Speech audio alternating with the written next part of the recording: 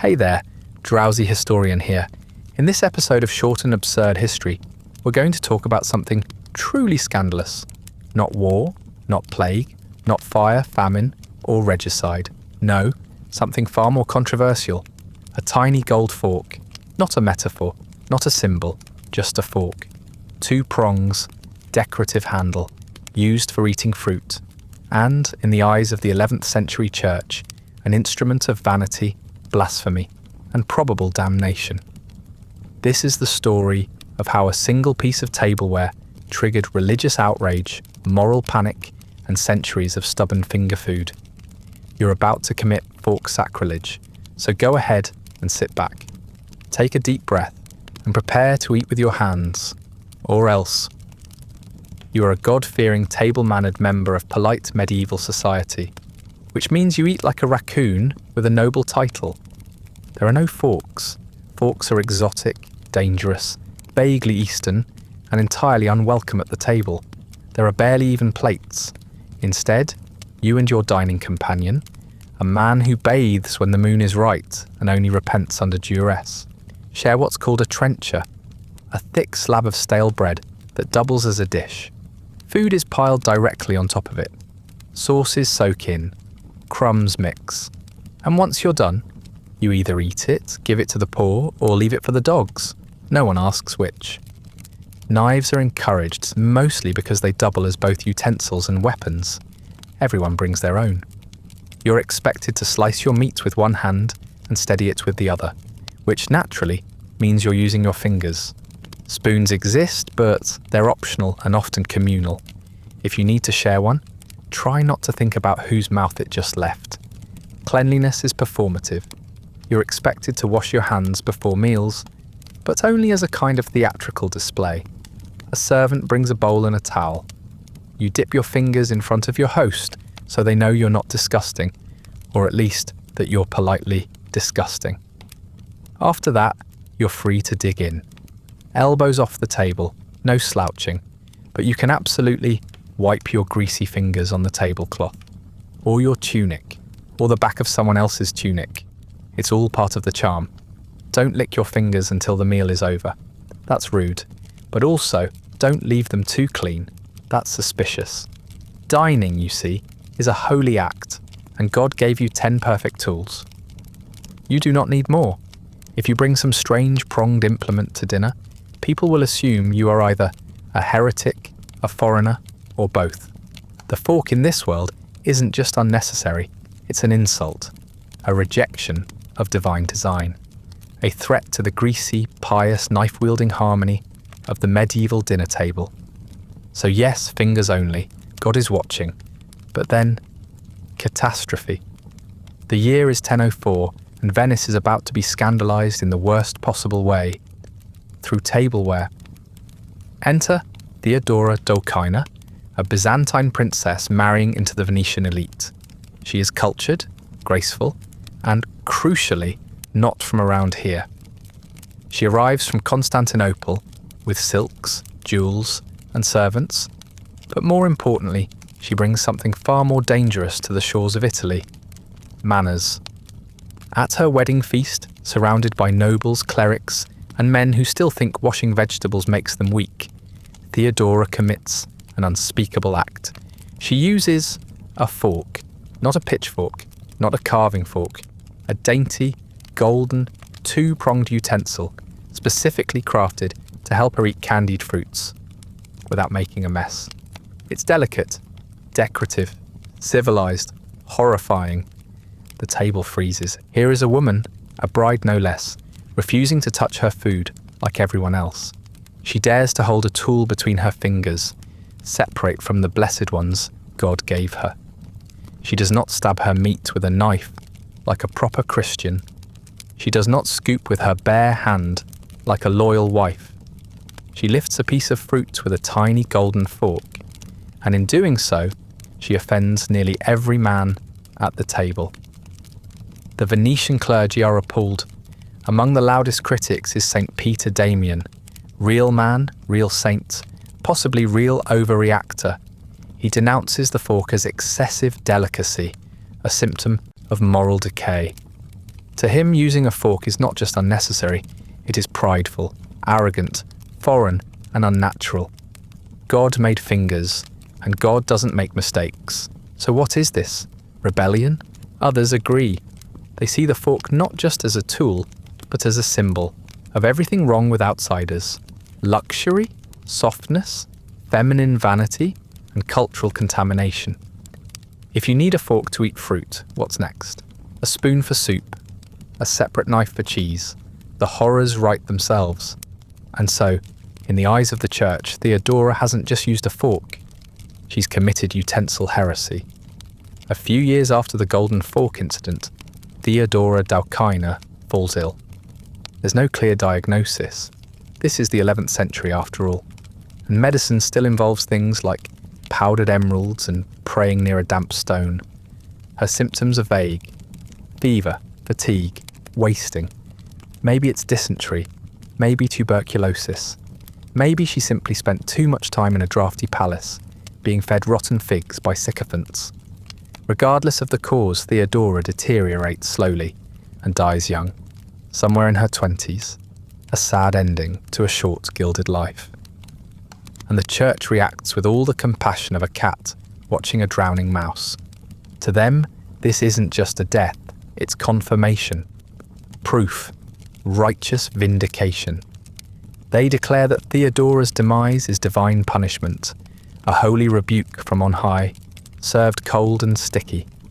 Not for adultery, not for murder, not even for being Byzantine, but for eating with a fork. St. Peter Damian, never one to waste a good "I told you so," cites her death as a direct consequence of her vanity. He points to her scandalous utensils, her foreign airs, her unnecessary elegance, and says, "See, God noticed, and God wasn't amused." Forget the fact that half of Europe is dying of far less fashionable things. Forget that Theodora lived in a city teeming with sewage, vermin, and mystery meat. No, clearly, the fork did it. She poked at her peaches with something golden, and the Lord smote her where she sat. And this is the part that sticks. The story of Theodora's death spreads far beyond Venice. She becomes a cautionary tale, whispered in court halls and convents alike. The woman who dared to use a fork and paid the price. Her life reduced to an object lesson. Her death a sermon. Her legacy a warning. Let that be a lesson, ladies. If you don't want to be punished by God for culinary arrogance, put the fancy utensils down. Eat your quince with your hands. Wipe your fingers on your dress. Accept the divine gift of finger food and repent. Because as it turns out, God is not only watching, he's also judging your table manners. After Theodora's death, the fork doesn't just fall out of favour, it becomes radioactive, a culinary curse, a utensil-shaped red flag. European nobility, ever attuned to the mood swings of God and public opinion, begin to quietly back away from the practice. The fork, once a novelty item of Eastern courts, is now branded with the spiritual equivalent of a skull and crossbones. Nobody wants to be next in line for divine dessert justice. For the next several centuries, the fork is viewed with deep suspicion across Western Europe. It becomes a symbol not of refinement, but of foreign excess, gendered vanity, and borderline blasphemy. The kind of object that might appear in a decadent painting right before the apocalypse. A man who uses a fork is considered soft, not in a gentle way, or in a dangerous, corruptible, French sort of way. He's likely to enjoy scented oils and poetry, which is obviously the gateway drug to heresy. A woman who uses a fork is corrupt, wanton, likely to be wearing eyeliner. She has clearly abandoned the modest virtues of finger-fed humility and embraced something Byzantine. And a foreigner who uses a fork? Well, what else are they hiding? Sorcery, skepticism, garlic? Even into the 17th century, centuries after the original scandal, many nobles still resist the fork.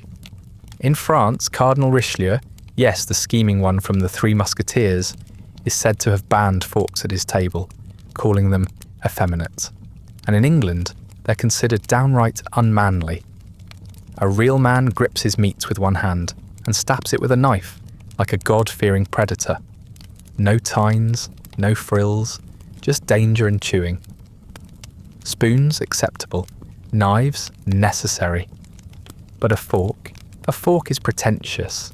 It's what you use when you think you're better than everyone else, when you think your figs are too precious to touch, when you think you're above the sausage-slicked fingers of tradition. And so the fork goes underground, hidden in private drawers, banned from banquet halls, reserved for foreign emissaries and decadent sinners. It survives, barely, passed quietly between generations like contraband. Because in medieval Europe, the most suspicious thing you could do at dinner was not sin with your mouth, but try to keep your hands clean. Eventually, slowly, the fork begins to claw its way back into European society, not in triumph, not in glory, but in small, quiet acts of culinary defiance. It starts in Italy, of course, where they never entirely gave up on elegance or source control. Wealthy merchants, scholars, and aristocrats in the Renaissance courts begin to quietly reintroduce forks at private meals. Not everyone approves, but pasta is hard to eat with fingers and pride alone. Something has to give. From there, the trend spreads to France, where table manners are practically a blood sport. The French embrace the fork not as a tool of convenience, but as an extension of aesthetic superiority. It becomes fashionable, refined, an indicator that you are not, in fact, a knuckle-dragging serf slurping stew with your bare palms. England, as always, takes its time.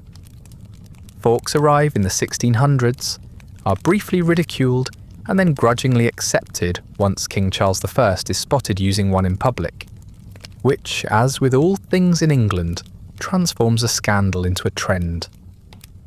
By the 18th century, the fork has become a quiet staple at most civilized tables, not mandatory, but no longer heretical. Notably, this comeback is not because the church suddenly changed its mind. The saints didn't issue a retraction. There was no divine apology. What happened was far simpler.